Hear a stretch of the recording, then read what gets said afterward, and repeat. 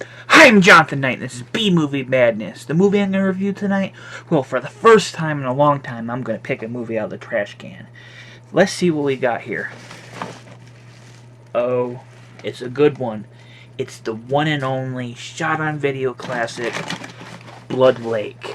This is a good one, folks. So get ready, because I'm going to talk about, again, Blood Lake. Cue intro.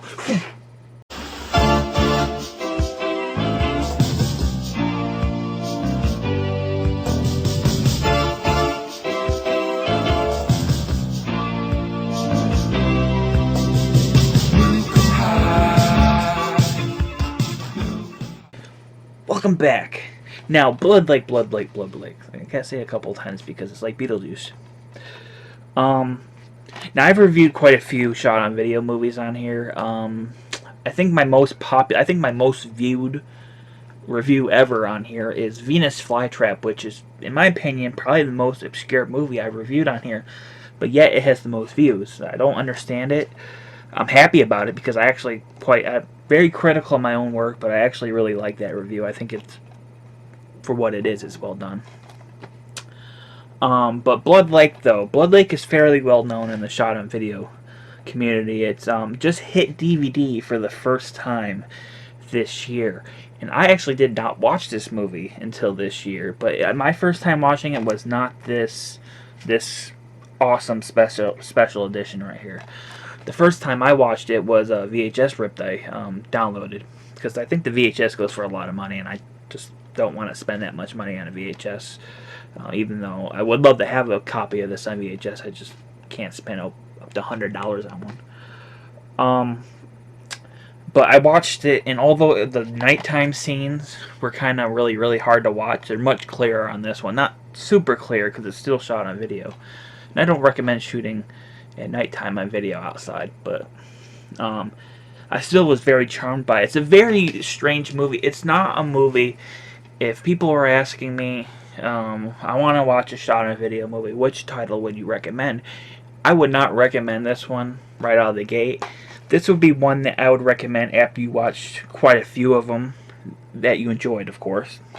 And then I would say watch Blood Lake, because Blood Lake is a movie. It's basically you're just watching a home video of these group of friends on a vacation by a lake, having a good old time, playing quarters, water skiing, drinking, fooling around, and then this killer pops up and starts randomly killing the kids one by one.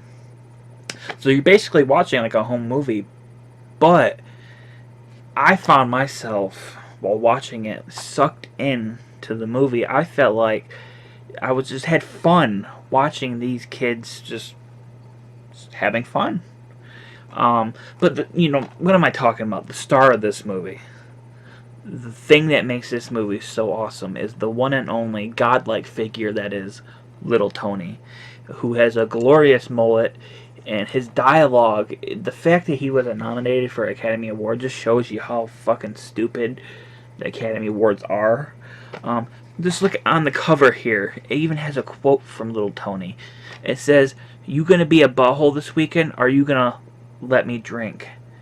I'm telling you right now, his delivery of that line, it's perfection. I mean, he is so memorable. Everything that, this kid says, all he wants is a beer and a sex partner. That's all he fucking needs.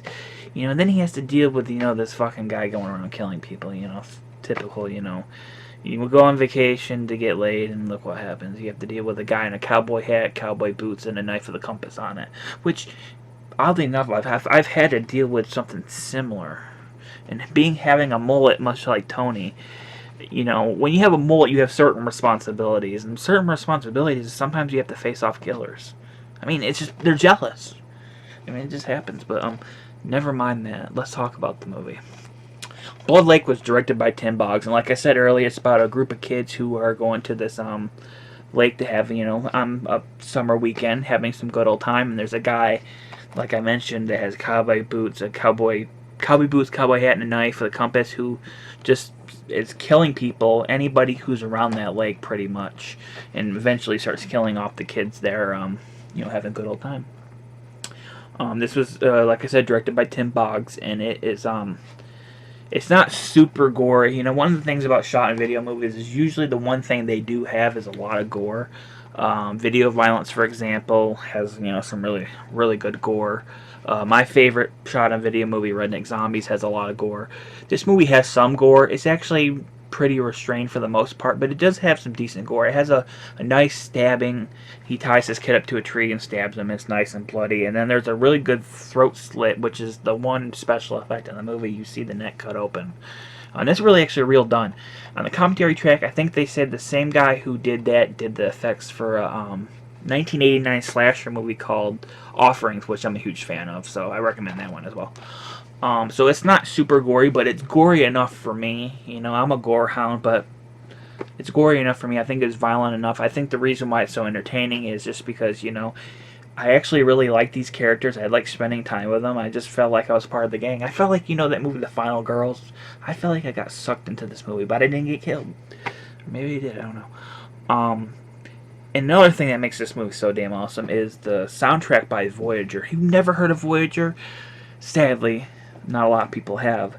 But their music plays throughout this entire movie, and it is just magical. Magical music.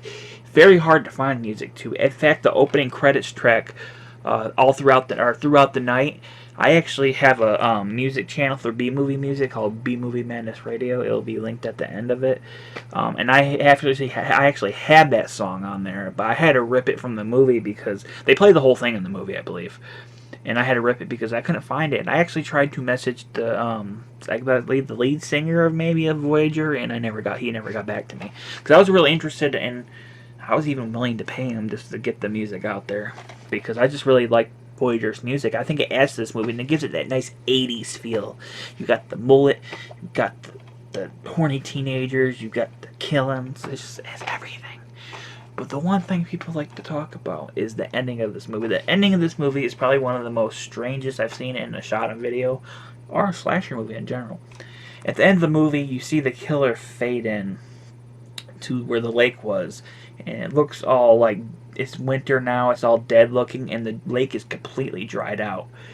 And you're left wondering what exactly is happening. Is it some kind of netherworld, purgatory? In real life, there's I believe an earthquake, and it drained the lake out. So they went back and filmed that to give the movie a kind of like ooh ending, like a strange ending. And I actually think I actually really liked it because it makes me think: is he in some kind of netherworld or purgatory? Is he trapped there? Will there be a Blood Lake 2, where he comes back into our world to take revenge upon little Tony? Seriously, why is there no sequel to this? There's a Video Violence 2. There's a sequel to Blood Lake, but it was shot on film. Why is there no Blood Lake 2, The Return of Little Tony? I think that's, they're doing all these sequels and reboots of shit. Give us the Blood Lake sequel that we beg for. So do I recommend Blood Lake? As I mentioned earlier, it's very hard to recommend this one to casual viewers. But if you're a shot on video fan and you haven't seen it, I highly recommend it then. I actually had a few friends watch it, and one of my friends in particular actually really liked it, or he had a good time with it. He thought it was funny because of Little Tony and all that, and the killer. It's a funny movie. Little Tony, everything he says is hysterical. I think the killer is hysterical because he's just so plain looking. He's just a guy with a beard and a hat and all that. But I kind of like that because it's different. And look, the soundtrack is great. The characters are likable and they feel real, which is really, strange because even though they're actors, they just feel like real people. But yeah, I would recommend, if you're a shot on video fan, definitely check this out. Buy this DVD too. The picture quality on this for a shot on video looks fantastic in my opinion. I think it looks one of the best looking shot on video movies I've seen on DVD. But it has a commentary track with the director. It has a Q&A screening with Tim Boggs and the producer star Doug Barry, and a short film by Tim Boggs and an unseen 1987 investor trailer. I want to big thank you. Thank you to Matt Brown, Todd Heveran, I probably mispronounced all this, Michael Church, Matt Grizzle for Shizzle, Bill Fraze, all my B Movie Madness people on Facebook. If you watch my videos, thank you so much for watching. I appreciate it so much. And another big thank you to Tony Masiello for letting me watch Zombarella's House of Horrors, which, once again, you can watch, or you can not watch, you can buy it on DVD this Friday, September 13th. Again, I will put a link below for that because I highly recommend checking this out. Help support independent horror, especially shot on video horror, which, you know, we rarely get new of any day, or new movies of that any day. Ugh.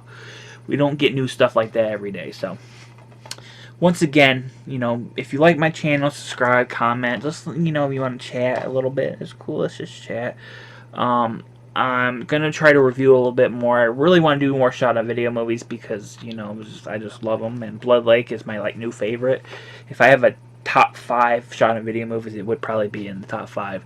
Redneck Zombies, Video Violence, Blood Lake, Splatter Farm. I'm looking over at my thing and maybe one other one. It's hard. There's so many of them, but definitely it would be Redneck Zombies and Blood Lake and all that. Thank you for watching. I'm Jonathan Knight. This has been B Movie Bandits. Thanks for watching.